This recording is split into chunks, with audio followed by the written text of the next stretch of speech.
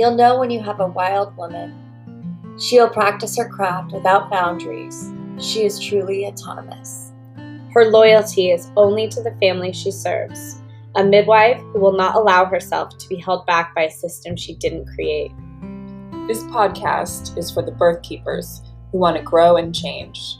We are open to learning through self-reflection and supportive community. We are creating this space to explore without judgment. We are remembering we were Born wild. Hello, everyone. Welcome back to the Born Wild podcast. I'm one of your hosts, Sophia. Leah can't join today. She's a little under the weather. But today I have back with us is Emma telling her second birth story. So I will link, if you haven't heard it, I'll link the first birth story in the show notes. But Emma, just in case this is someone's first time hearing you, can you share a little bit about yourself? Absolutely. My name is Emma. I'm a mom of two little ones. I live in the East Bay in California, and I'm a textile designer as well and an artist. That's me. And let's just dive right in. So where does the journey of the second baby begin? Yeah, well, so both of my children have been a little bit of surprises. If you listen to my first birth story, my first daughter, I got pregnant with an IUD.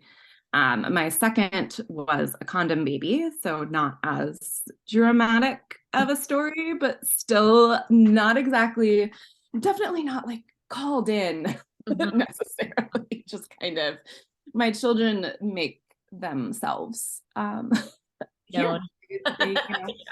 They're ready to be here. They've got opinions. They need to be heard and held and made space for. So my second one was no different from that. It's funny, we had always talked about like having two kids. That just felt like a good number. I'm an only child and always wanted a bigger family, like that's two kids versus one kid. It's not like wildly different, especially I'm sure like, as a midwife, you have deal with much larger families. Yeah, but that's twice as big as one. So. Exactly. Yeah, exponentially. And my husband was one of three, and he felt very strongly about having that sibling dynamic play out. And we had talked about, okay, the perfect timing for that would probably be right after Fiona, our first daughter, turns 2. And it was creeping up on her second birthday. And Matt, my husband, was like, you know what? I think 1 is good. I don't think I want 2. I always said I wanted 2, but I think our family is like really complete as it is. This seems like, we're very settled. And I was like, well, no, I don't think that, but let's discuss further. And then I'm like, well, that's essentially when I got pregnant with Stella. I think we were having that conversation when I was already pregnant, but like didn't realize it yet. Baby was like, we made an agreement. Yeah, listen, you planned it, okay? No take backsies because I'm here. How did that go over with him when you found out you were pregnant and he had just like kind of made this decision in his mind? It took him a while to adjust. Yeah.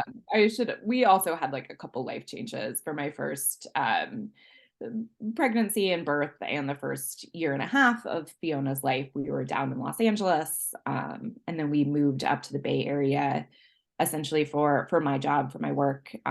We had like bought a house, and if anybody who lived through buying a house in like early 2022, late 2021, it was like, that was just like a journey. That was crazy. We like, spent all of our money, like all of it, moving up here, like into this house and like settling in. So I think like financially we weren't like in a great place to expand our family. Yeah. he had also like gotten laid off from his job. So it was a lot. There were a lot of things in the air, a lot of balls to kind of juggle. And like babies don't care about finances, huh? no, they sure don't. That's definitely not one thing they care about. So it was an adjustment period for sure. He's not like a very good pivoter. I don't know if I'm necessarily that good at pivoting either, but I'm definitely more flexible.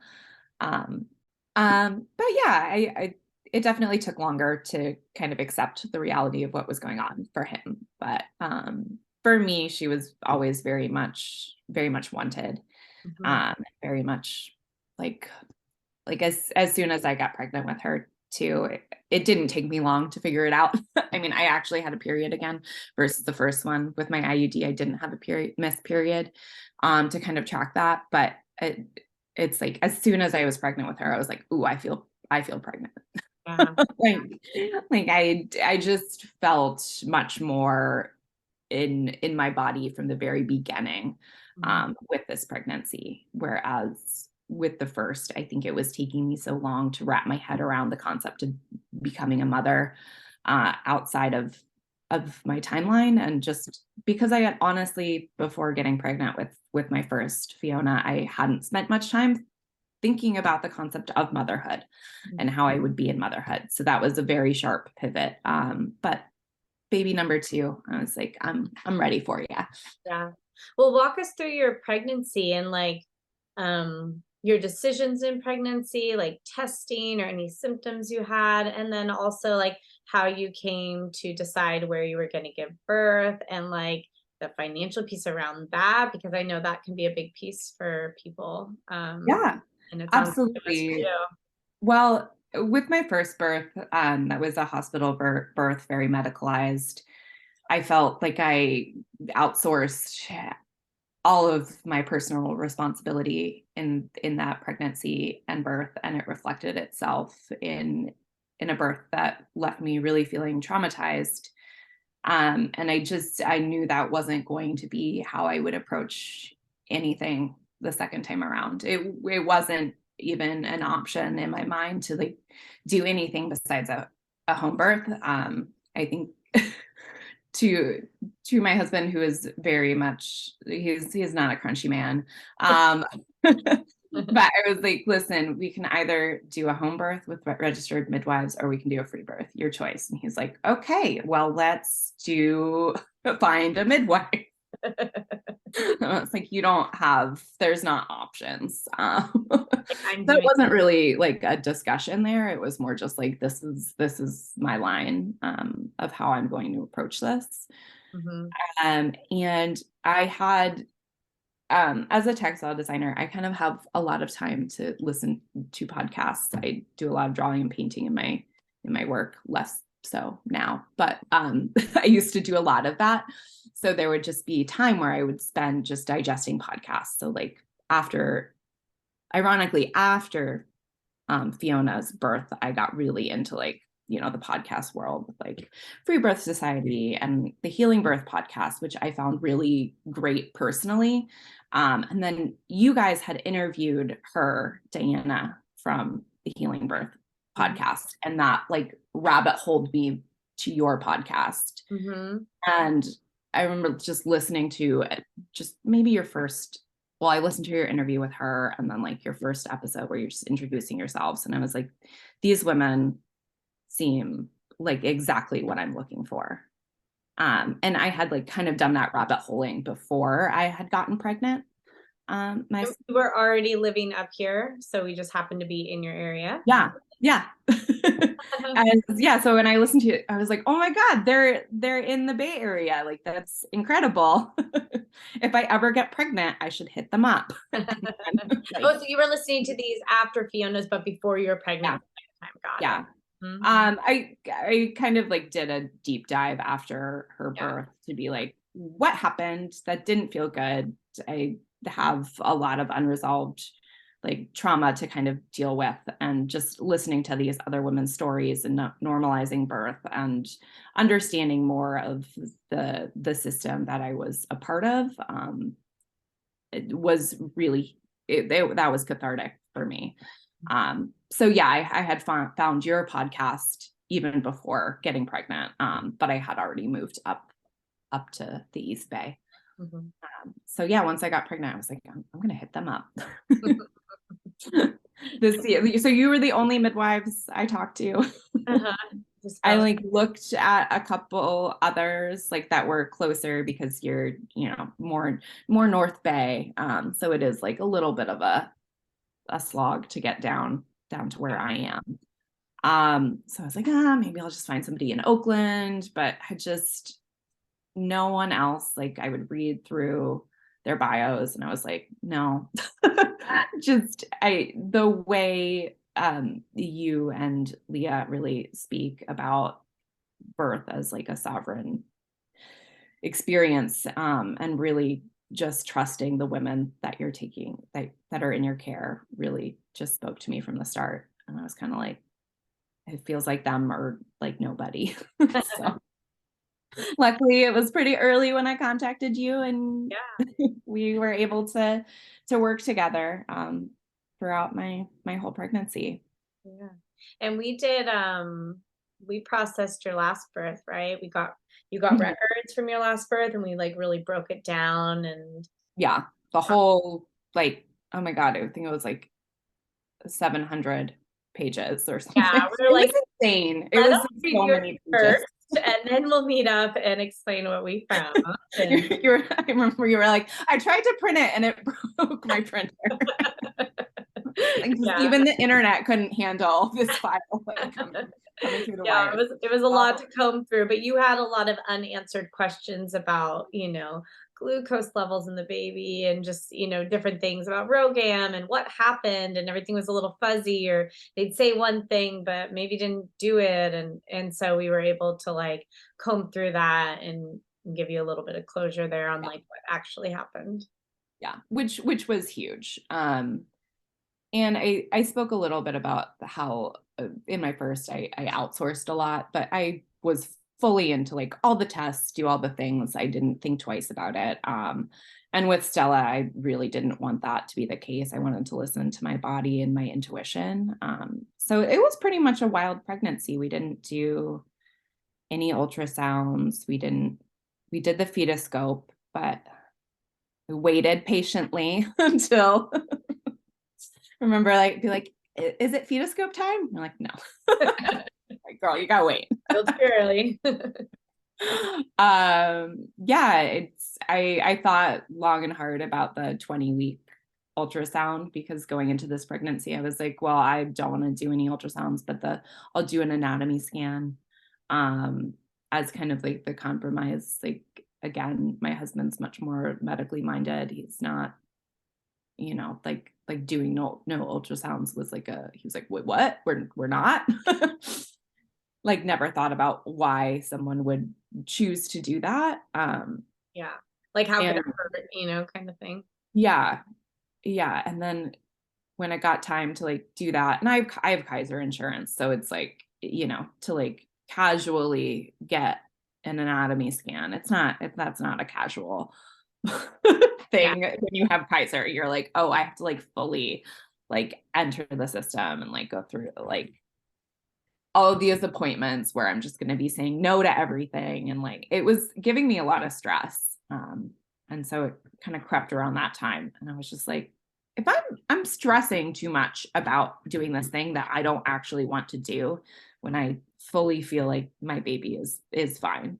Like, I felt deeply secure in the fact that that there was nothing wrong. So I decided to just not do that. It's just like, why am I jumping through these hoops? Like, for what? And that was a really good, I'm really, really, really glad I made that choice and kind of just stayed out of it. Be about is like, what does it take for you to feel safe in your pregnancy? And each person is going to have something different that makes them feel safe. For some, not having the test, they don't need that extra layer of stress. Like, but actually having the test creates more stress. And for some people, having it relieves stress, and so Yeah. to be able to pick and choose what makes you feel comfortable in your pregnancy is how it should be.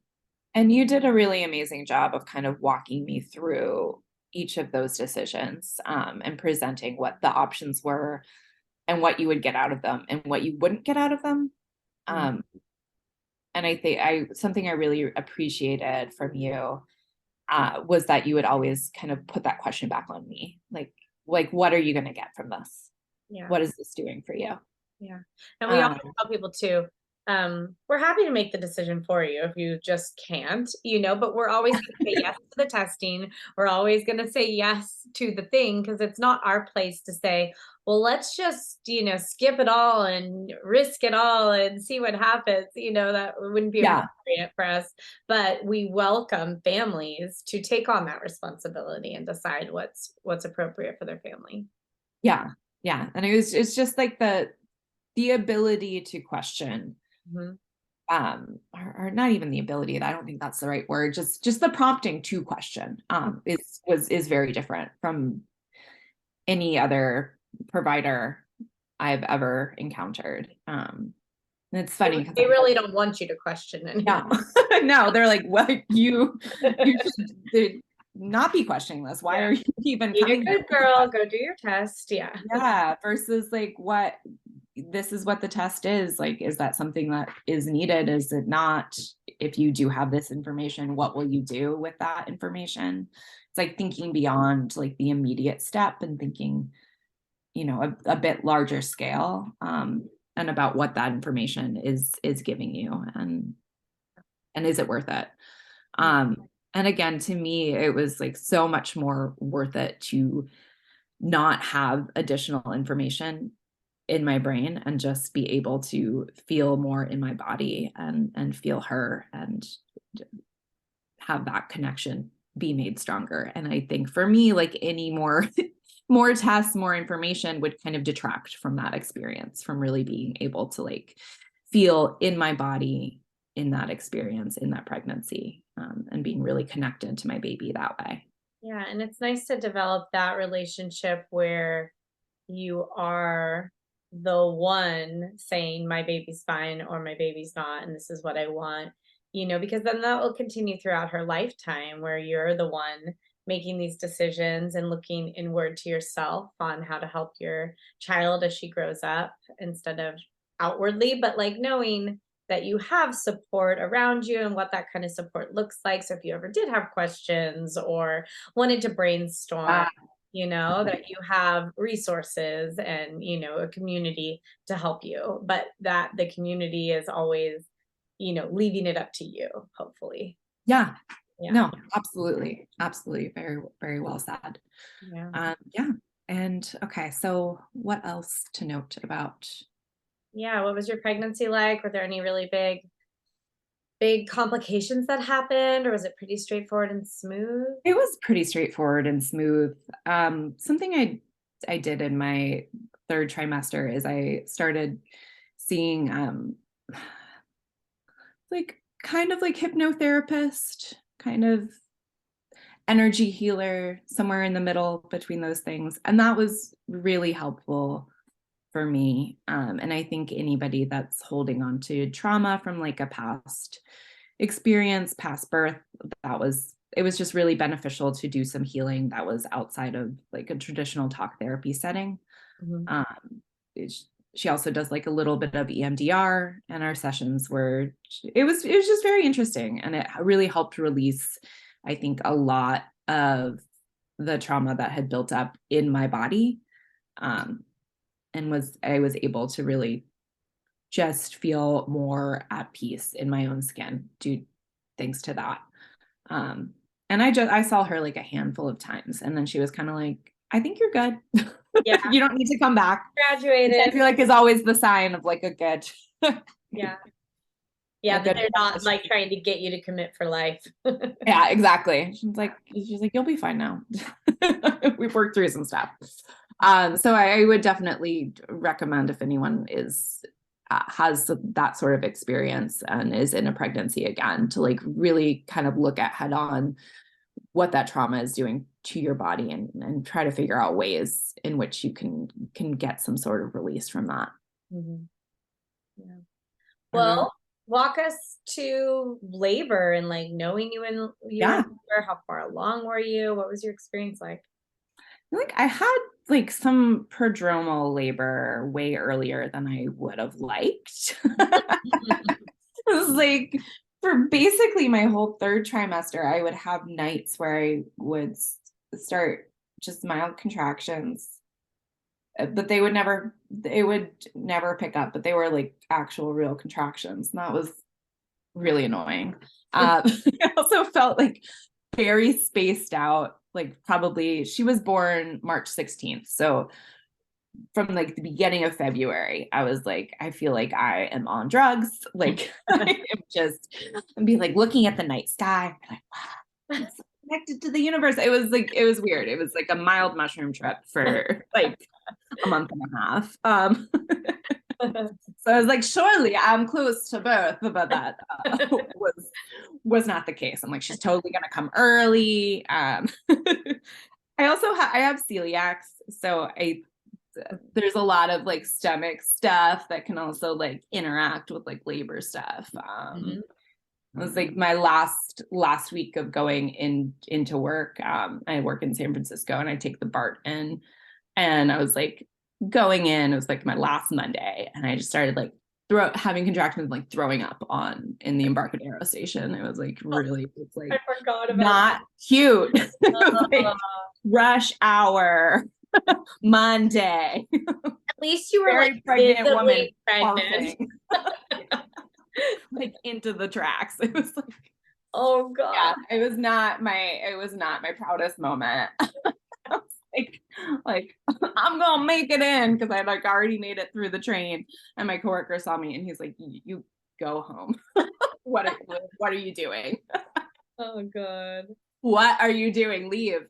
But I think that had ended up just being like celiac flare up, like making me throw up, and then contraction starting because there's like just a lot of movement. Yeah. So, but I was like so sure. I was like, this is it. And then I was like, and then that was like the end of February, and she was born like a day after her due date. I don't know why it was like in my head, but all these like little contractions, these little feelings, and like just being so spacey, just like totally made me think, oh, it's gonna be early. But wishful thinking. Yeah. Totally. I was like also nesting very hardcore towards the end of that pregnancy. As I mentioned, we bought our house in early 2022, so this was like a year into owning it, and I had like a lot of like little projects that I was gonna do, like not that little, like painting the kitchen cabinets. Painting kitchen cabinets is terrible. No one should do it. No one should do it in their third trimester of pregnancy. But I was like, I'm gonna do this. This is the project I take on. So that is officially not a recommendation that you're giving to people. Don't do it. It's bad. Because it's also so much work. It's like it's just awful. It takes so much time. But I was literally putting on the last coat of paint when I felt like my first like, ooh, that's a real contraction. So I think I would like finish that project. That was like probably like 1:30 on on the 16th, and then I was like, real contraction hit me, and I was like, oh, okay, that's different. That is a different feeling.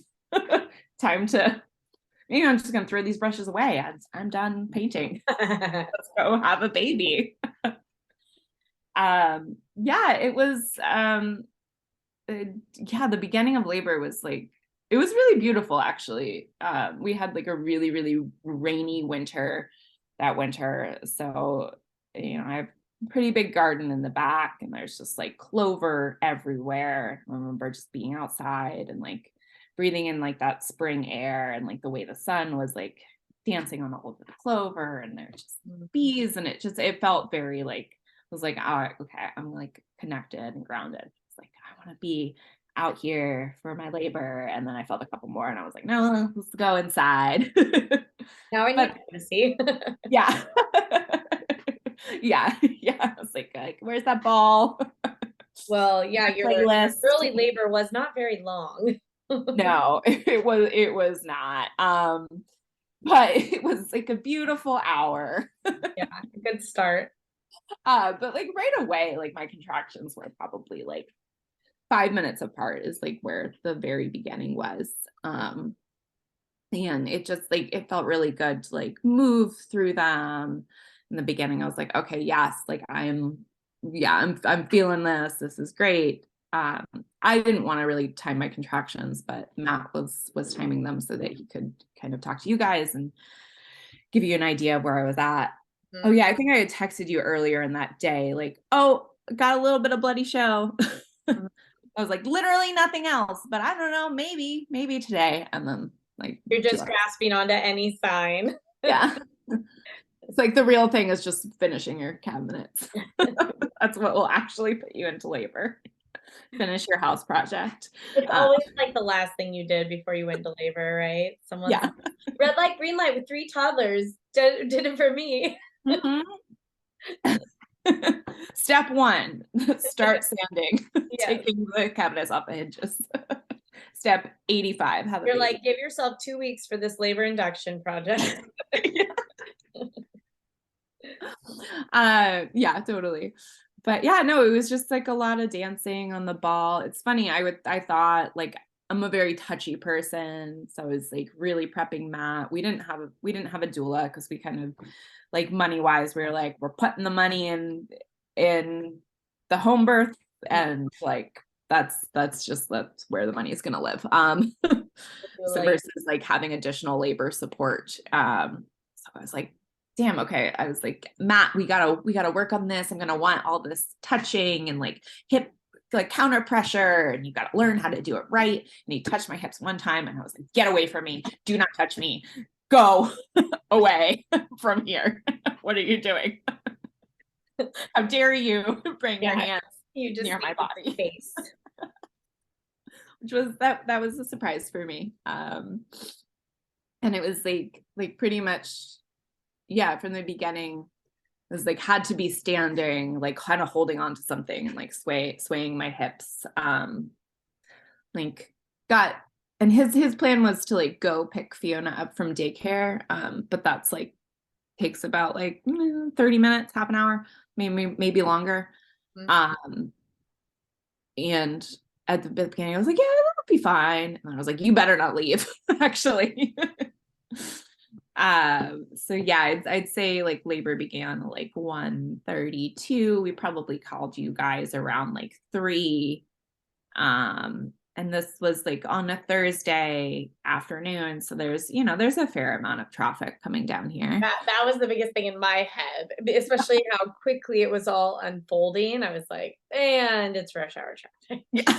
It's like fully right in that window where it's like the worst time to drive. The Richmond Bridge is just like death.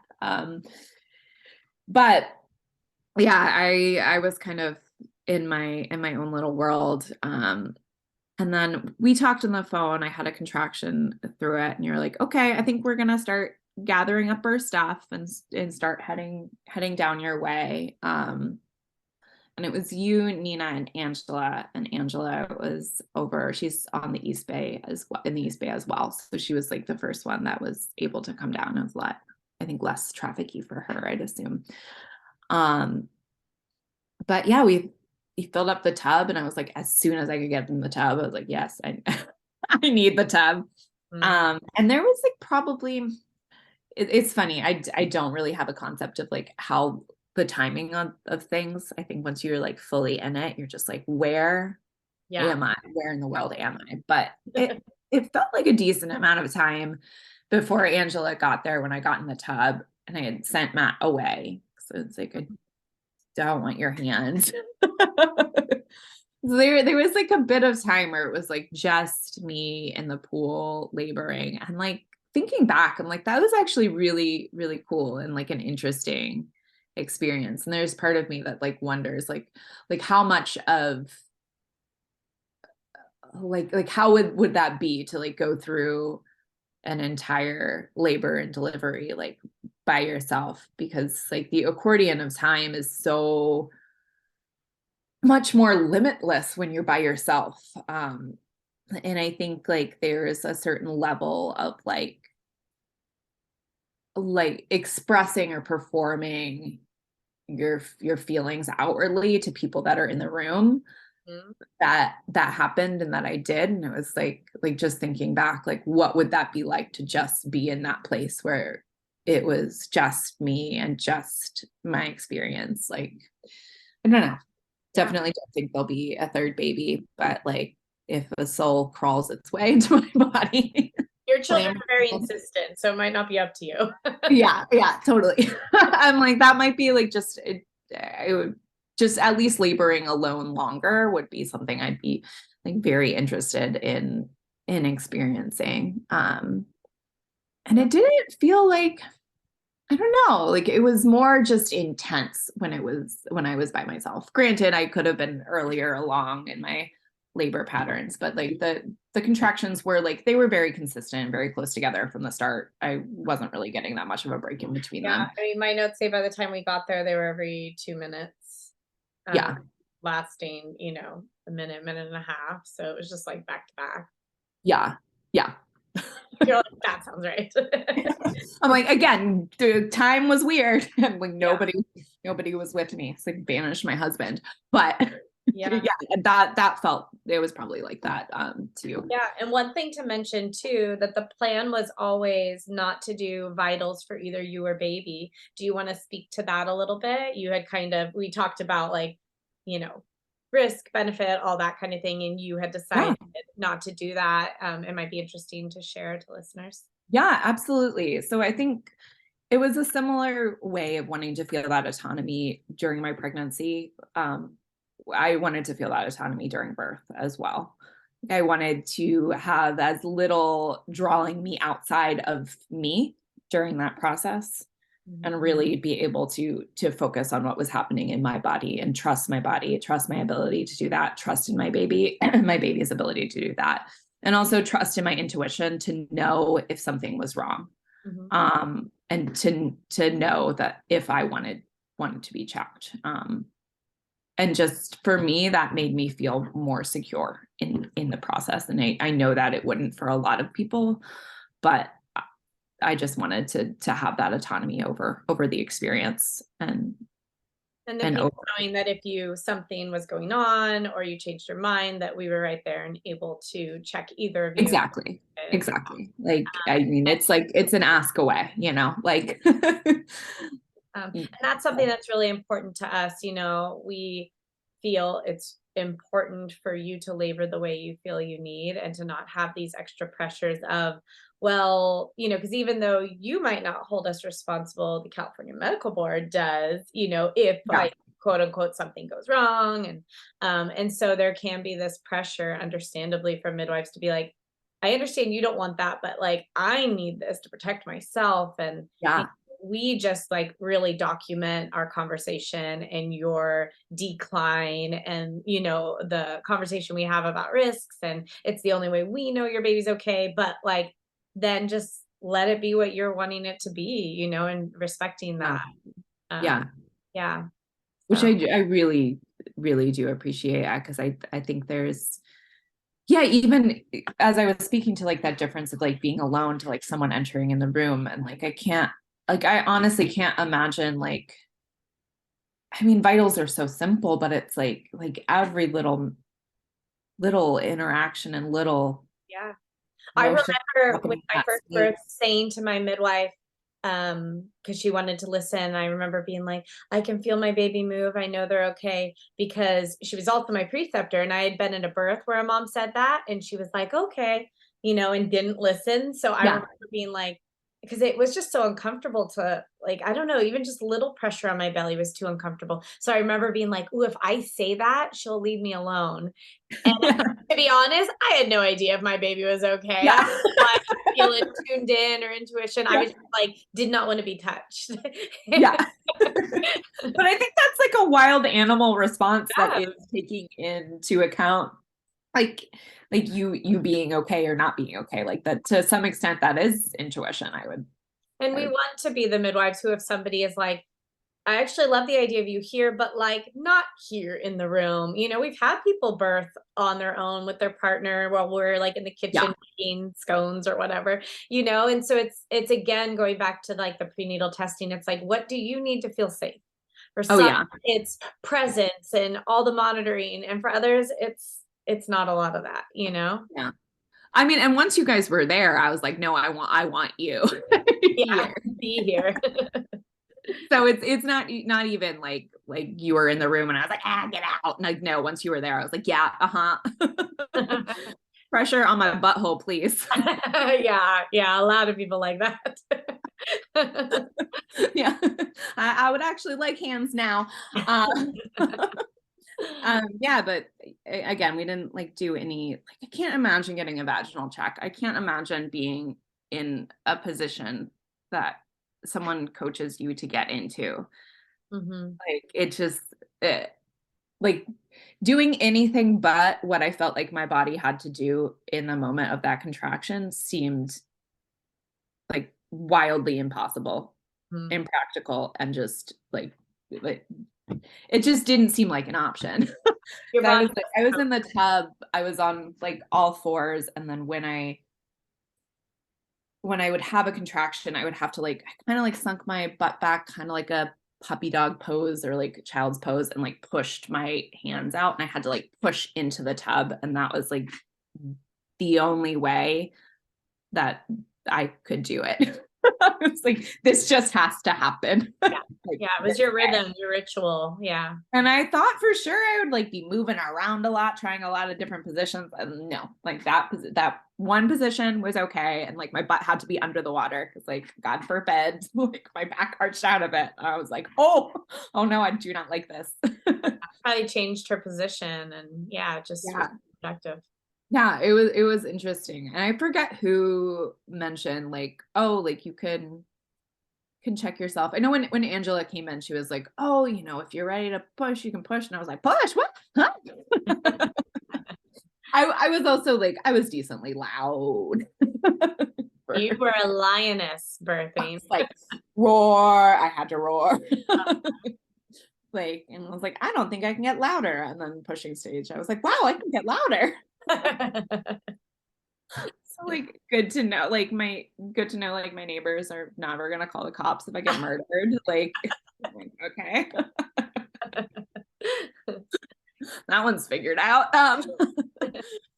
But someone had mentioned like, oh, you can check yourself, which was like so cool, was being able to check yourself. I think also the position I was in like very much lent that to it, because I was like kind of like back on all fours, but like back on my knees a little bit. And the first time I did that, I could still feel like some cervix around, like I could feel the head, like her head was like already descended. She was always pretty low, which is probably why I had a bit of prodromal labor like throughout my third trimester, is I think she was just like super low the entire time. Like I never had any issues breathing. I had lots of like pubic bone issues. That was it. That was more what was happening there. So I could just feel her head with like this ring of cervix around it. And then I like 2 contractions later, I felt again, and there was like no ring. And I was like, that is so crazy. You could just feel your body doing that. It's just, you're like, I didn't even have to go to medical school, didn't you? Yeah. You just feel it. It's your body, it's your own body. And I don't know, that was just the coolest thing to like really be able to like experience my own body doing that. Or in a medicalized setting, it's so far away from like ever being able to do something like that, and to like hold that feeling and experience. And so for me, like going through, I thought transition would suck. Like I honestly didn't notice like a difference between like like when labor really picked up and like transition, it didn't feel like there was a point where I was like, this is unbearable. The point where I felt like this is unbearable is the pushing part. I was like, and again, I thought I would like the pushing stage because, you know, it's like active, it's something to do, like versus like just like surrendering. Even though like I didn't really like, it was also important for me like not to like actively push. But I did not like that stage. Yeah. That's when I was like, oh, Some people do and some people don't. oh no. It's so weird. I still can't figure out if I really wanted to like feel the what's it called when you're just pushing spontaneously? Yeah, the fetal ejection reflex. Yeah, I really, really wanted to like truly feel that. And I'm still like, did I feel that or did I? But it's just like when I felt like my body needed to push, I was like, oh, I can't do anything but do this. Mhm. So I don't know. It did. That's that. Yeah, I guess I did feel it. If not. Yeah. Yeah. So it was definitely like, okay, like I am pushing, but I can't like not. I guess some people had described it as like kind of like throwing up through your vagina. Yeah, thrown up downwards. Yeah. Yeah. Which so I was kind of more expecting that where it was like truly involuntary, but like I guess it felt like I couldn't do it in the same way that I couldn't do another position, where it's like if I really tried to do it, like I could. Yeah. But it just felt like I needed to listen to my body and do this thing. But that being said, I did not enjoy doing that. That's when I was like, oh my God, like my butthole's gonna like burst. And I think you were like, okay, like we could do like a little pressure from behind. I was like, yes. We'll hold it in for you. I remember you were like, no matter what happens, you will have always said like butthole pressure in your birth. So like, good. Keeping it classy. And then your waters ruptured, right before she came, like 15 minutes, I think. Yeah, I honestly don't. It didn't feel any different for me. I think like my back had done like a jerk thing and you were like, did your water break? And I'm like, ah. Yeah, you had like some sort of like jolt kind of sensation when it really is. Yeah. So yeah, and crowning was like, I was like, oh my God, like goodbye clitoris. You were nice to me. It was nice having you. I guess you're just gonna be gone now. But it wasn't. It wasn't gone. It's just like so wild, like feeling your hips like rotate out and expand, like that rotation and expansion in your pelvis, like you really, really feel like your bones shifting. And it's just like this like earth-shattering sensation that it's just like, how is this happening? Like, how is my body still in one piece? Yeah. But it is. Yeah. Yeah. And it, just came out, her head came out and I forgot that she had a body. I was like, okay, well, where is she? Like, why am I not done? Well, I was like thinking, I don't know if I verbalized that, but I was like thinking in my head, like, I should be able to pull her up now. Why can't I pull her up? And it's like, her body is still inside of you. Like, there's still something to be done here. But yeah, and then I had additional push and she came out and I was able to pull her up to my chest and her cord was pretty short.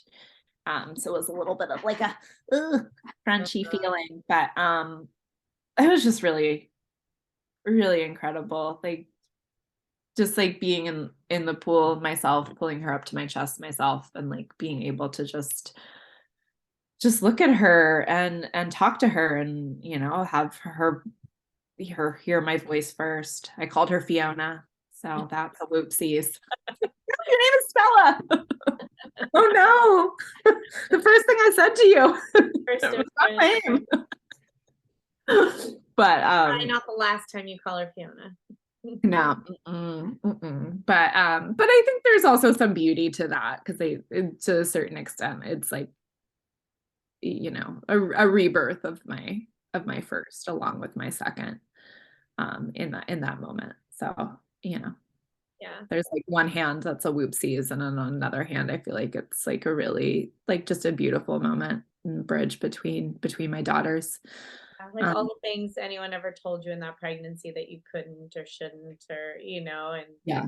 and then Which was a very long list. And it's just like, here it is, like my body just doing what it needed to do, like me just getting out of the way of it as much as I could.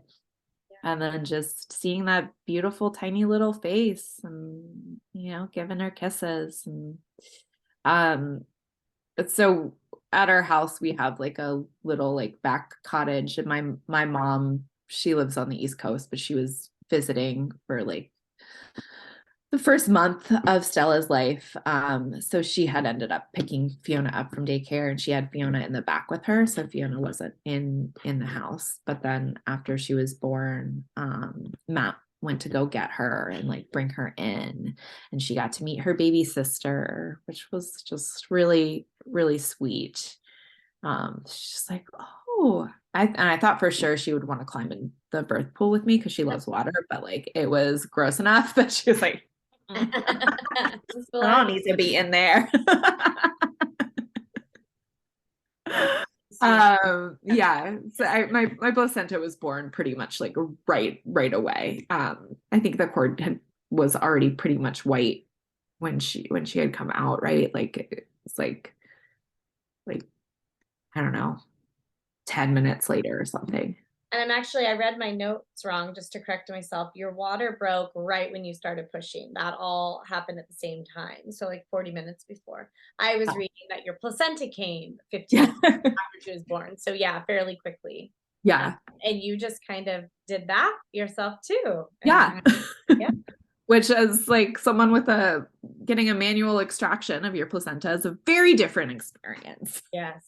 So I definitely had a little bit of placenta fear after that first birth, because that's very unpleasant. And so I was really hoping that would just go smoothly. And then if it took some time, I was like, I'll just wait on it. But I'm glad it didn't take time. So it was just really beautiful. And then we were in our bedrooms. We were just able to get in bed. We did a cord burning ceremony, which takes longer than you think it will. Yeah. But it was really beautiful. She was just perfect. She's just this perfect little tiny human that was in my arms.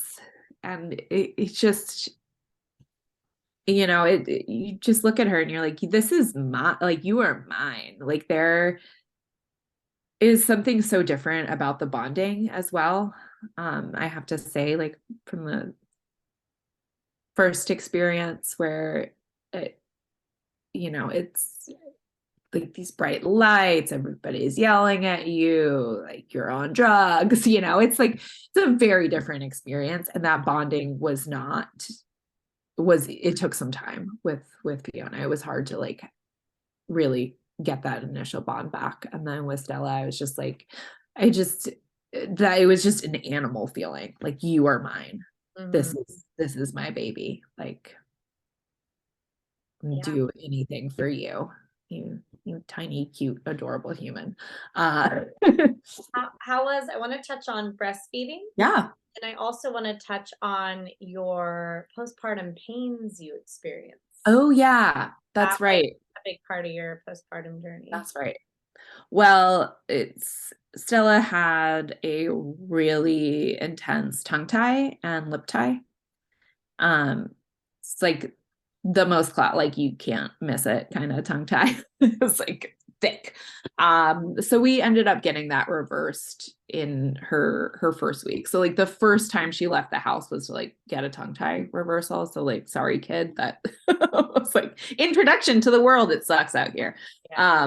But I'm also really glad we did that, because that week before, she was a very good nurser, but it was like cracking my nipples to all hell. you lent me some of the like the little silver nipple covers, and those were a godsend. I don't know how that works or what's going on with it, but like my nipples were super torn up just because I'll link those in the show notes too. Silver, they've been using it in more and more things. Like they even have like silver bandages now for wound care. And wow. yeah, silver is just has it's really healing element. It was like And they're the expensive. They're pain was like so $50. So we keep these like lactation kits, and we have them in our kits because they're totally reusable and yeah. washable. And so we figure we can just keep passing them along to mamas. But with which I am so grateful for, because like you don't have a use for them afterwards. Yeah, and but if you are a person listening who does not have yeah, this option, it is worth $50. yeah. Like it is beyond worth $50. But if you wait till the point where you need them, then there's no time to like wait for it to get in the mail. It's tricky. Yeah. Oh yeah. You know, Definitely. like right now I need them. Yeah. And then it's also like, well, I don't want to spend $50 on this thing if I don't need it. Yeah. To prepare. That's also like doesn't feel good. But yeah, that was like the one thing that really, really helped them heal. I don't know if they would have healed. So everyone should convince their midwife or doula or whoever's taking care of them to buy them because they can use them for all their clients. Yeah. And their clients will be so grateful. So There's nothing like nipple pain to really just bring that home. But yeah, we did a laser tongue tie and lip tie reversal on her. And like when we went to get that done, the doctor was like, and this is like all he does, like that's his one specialty. And he was like, this is probably like the top 10 worst tongue ties I've ever seen. Not an award you want to win. No, it was just very thick. So like, I'm just really glad that we took care of that when we did, because now she's such a good nurser. Like that really turned everything around for us so quickly. And I had like it was hard to nurse Fiona the first time around. Like she was low birth weight and she dropped a lot of weight right after birth, and so they were really like pushing like formula and bottle feeding from the beginning, and I had supply issues and was pumping and then became reliant on pumps. So it was really important for me to like be able to get this biological bond and breastfeeding like off to a good start without like supplementing with a pump or bottle.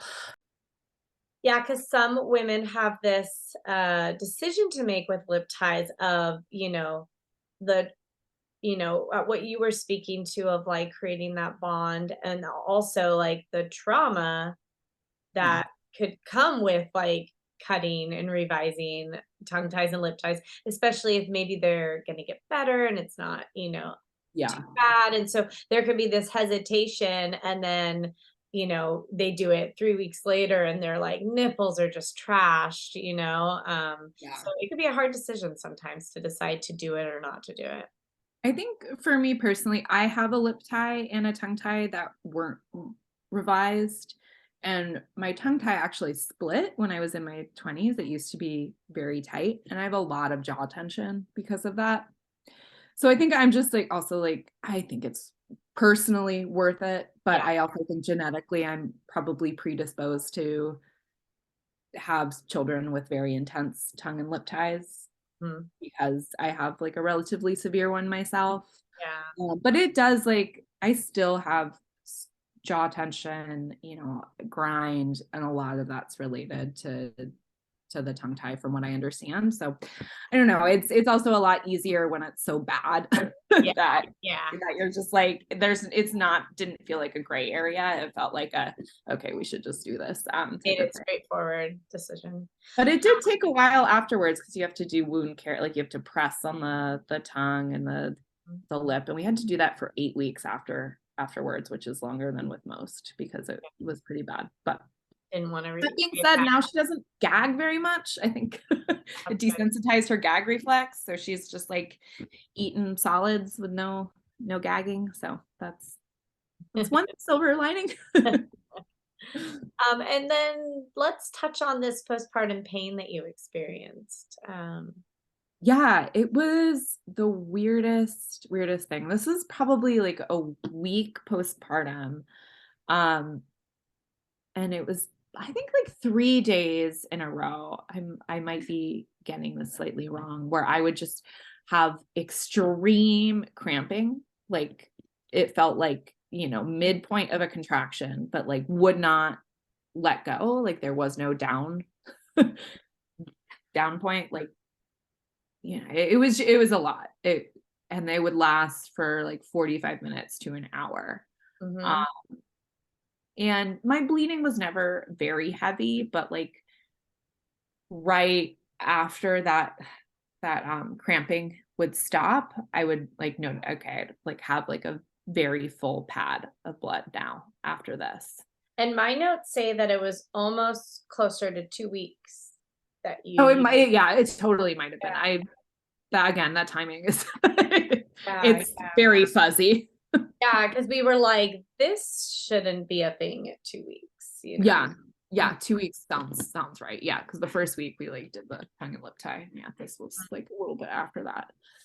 Um, oh, it was so bizarre. And I remember I called Leah like in the middle of it so she could like hear me. I was like, am I crazy? Yeah, Because it's also one of those things, once it goes away, you're like, did I make that up?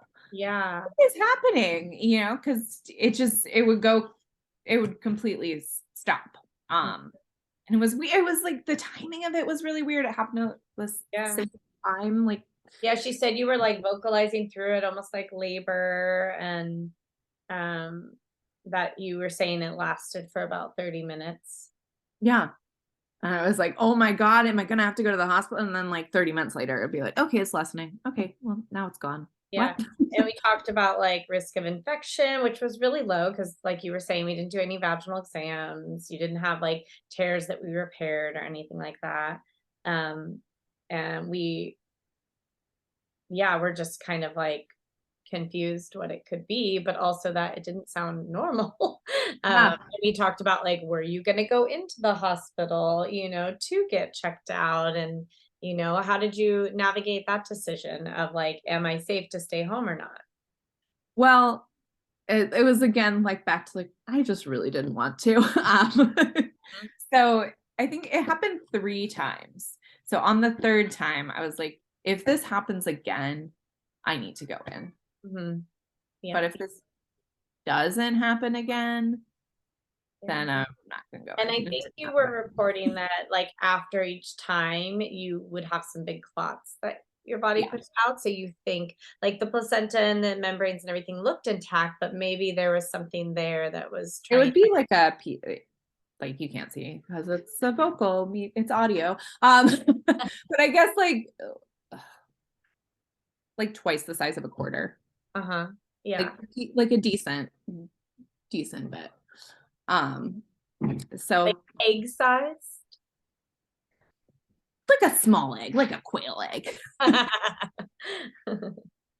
Yeah, and then it just all resolved, but I remember that was, like, a thing for us too, where we're like, like, "We don't know what this is," like, "How do we advise her through this?" But you were just, like, really sure that Yeah, you're not going anywhere, and so we were yeah, grateful that it all resolved. yeah. Me too. Me too. It's still obviously don't fully know, but it makes the most sense to me, like what you were saying about like some membrane giving the clotting afterwards. But Because we yeah, also I'm talked about glad it didn't happen. celiacs, and you're like, "Maybe I ate something," and, there were so many, So maybe. many factors.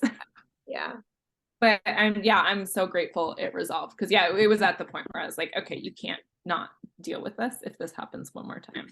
yeah, Gotta go in. yeah. I didn't have anything.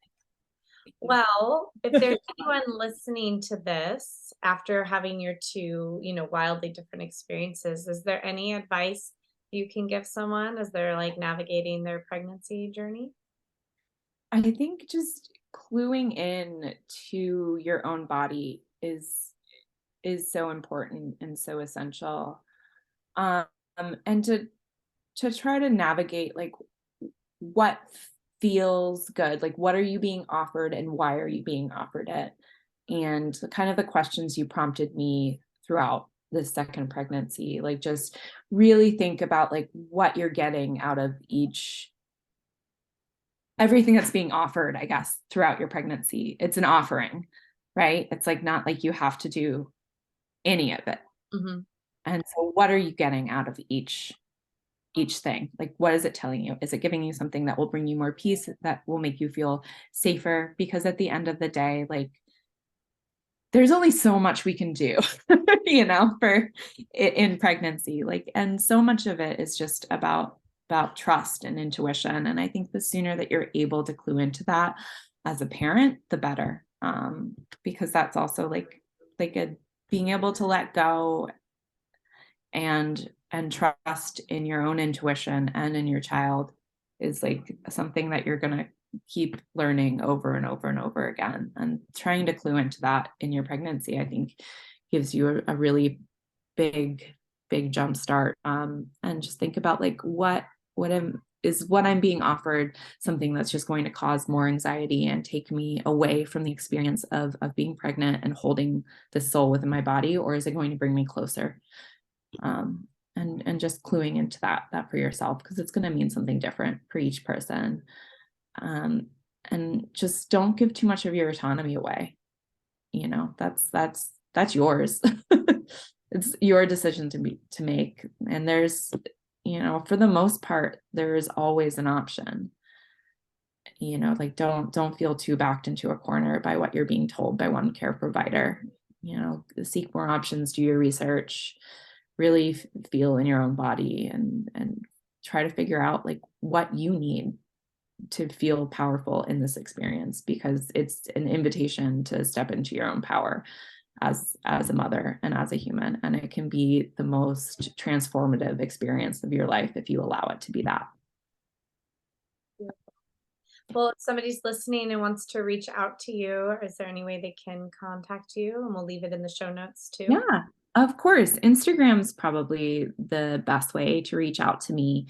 And I have 2 accounts. One is my personal one, which is private, but you can just message me and I'd add you. It's just Emma _Shuko. So my full name with an underscore in the middle.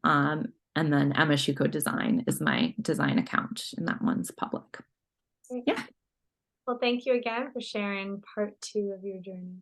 Yes, thank you. Thank you for everything. This was so lovely getting to reconnect.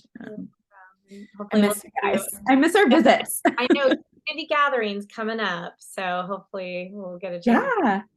Yeah, really.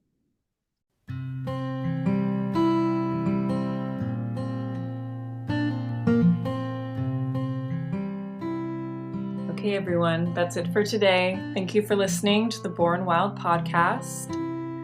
If you enjoy our podcast, please rate, review, and subscribe every week to get the latest one. And please follow us on Instagram at Born Wild Podcast, as well as Facebook.